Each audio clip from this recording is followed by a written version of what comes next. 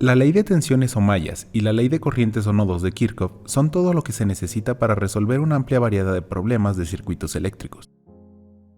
Fueron métodos desarrollados por el físico alemán Gustav Robert Kirchhoff. Un circuito eléctrico es una trayectoria cerrada en la que puede circular corriente eléctrica. Los circuitos eléctricos se presentan en nuestra vida cotidiana más de lo que imaginamos. Por ejemplo, este circuito representa la carga de una batería de un vehículo. Para entrar en contexto, revisemos algunos conceptos. La intensidad de corriente eléctrica es la velocidad con la que circula la carga eléctrica en un conductor. Se mide en amperes. En este punto tenemos que aclarar lo siguiente. Existen dos formas de representar la corriente. La forma convencional es donde la corriente se mueve desde el polo positivo hasta el polo negativo, es decir, del elemento con mayor potencial hasta el de menor potencial. Esta es la forma más común de encontrarla en la literatura. La otra forma de representar el sentido de la corriente es la representación real. Y es llamada así porque esa es la dirección y sentido de los electrones al circular por el circuito eléctrico. El voltaje o diferencia de potencial es la fuerza que impulsa a los electrones para que circulen y formen una corriente eléctrica. En los circuitos eléctricos se presentan dos tipos de elementos. Los elementos activos son las fuentes que proporcionan energía al circuito, y los elementos pasivos son aquellos que consumen energía o que almacenan la energía entregada por las fuentes. Por otro lado, la ley de Ohm establece que en un conductor eléctrico la intensidad de la corriente es directamente proporcional al voltaje aplicado en sus terminales e inversamente proporcional a su resistencia. Por último, hay dos términos que estaremos usando con frecuencia. Un nodo en un circuito eléctrico es el punto en el que dos o más elementos tienen una conexión común. También son conocidos como puntos de derivación o uniones.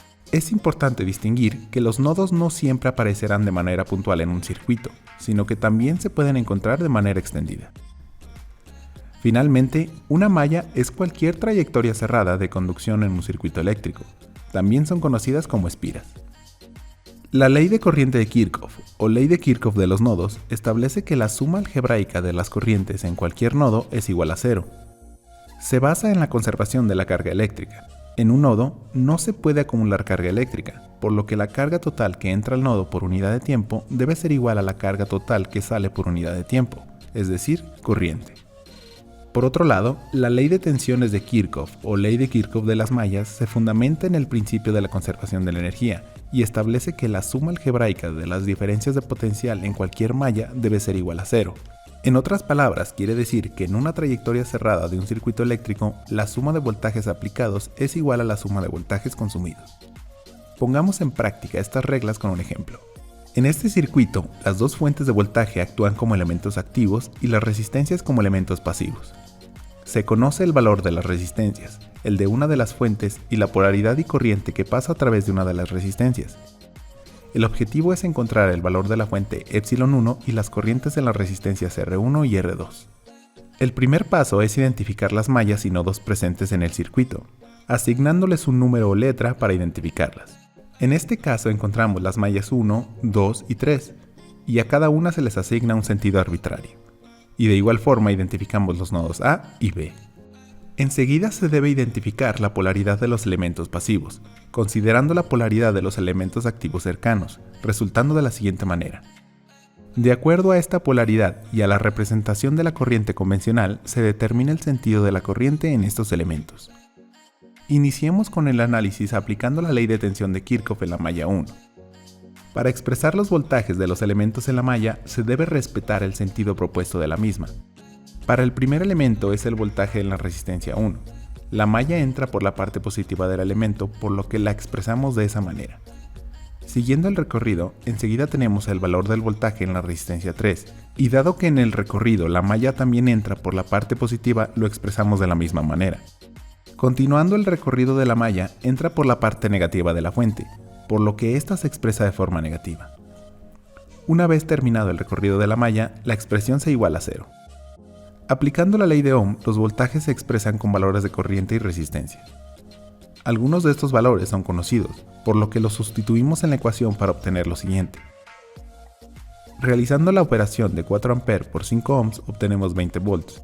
Por lo tanto, solo nos resta ir despejando el valor de la corriente en R1, de manera que obtenemos que su valor es de 30 volts entre 10 ohms, por lo que su valor es de 3 A. Para este punto conocemos la corriente IR1 e IR3. Eso quiere decir que podemos aplicar la ley de corrientes de Kirchhoff en el nodo A para conocer IR2. Analicemos la suma algebraica de corrientes en el nodo A.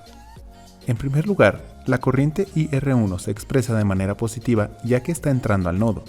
Por otro lado, la corriente IR3 se debe expresar de manera negativa porque está saliendo del nodo.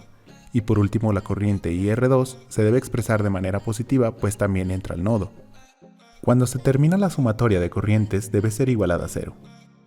Nuevamente hay que sustituir los valores que conocemos para obtener la siguiente ecuación. Despejamos para conocer IR2 y así obtenemos su valor. Finalmente, aplicaremos la ley de tensiones de Kirchhoff en la malla 2 para conocer el valor de la fuente de ε1. Siguiendo el sentido de la malla, el recorrido entra por la parte positiva de ε1, por lo que debemos expresarlo de esa manera en la ecuación. Continuando con el recorrido de la malla, nos encontramos con el voltaje en R3, y dado a que entra por la parte negativa, se debe expresar de esa manera. Continuamos el recorrido y nos encontramos con la misma situación para el voltaje V2, así que también lo expresamos de manera negativa. Una vez terminado el recorrido de la malla, la expresión se iguala a 0. Una vez más, aplicamos la ley de Ohm para expresar los voltajes con valores de corriente y resistencia. Nuevamente debemos identificar qué valores ya son conocidos, para sustituirlos de manera que la ecuación nos queda de la siguiente forma. Realizamos las operaciones y obtenemos lo siguiente. Para este punto es sencillo despejar para conocer el valor de ε1. Así obtenemos su valor, que son 25 volts. Siempre vale la pena el esfuerzo de verificar una vez más la solución. Para este punto se conocen todos los valores, así que es posible hacer un análisis por ley de tensiones de Kirchhoff en la malla 3. Haciendo el recorrido en la malla obtenemos la siguiente ecuación. Solo basta con sustituir los valores y comprobamos que los resultados son correctos.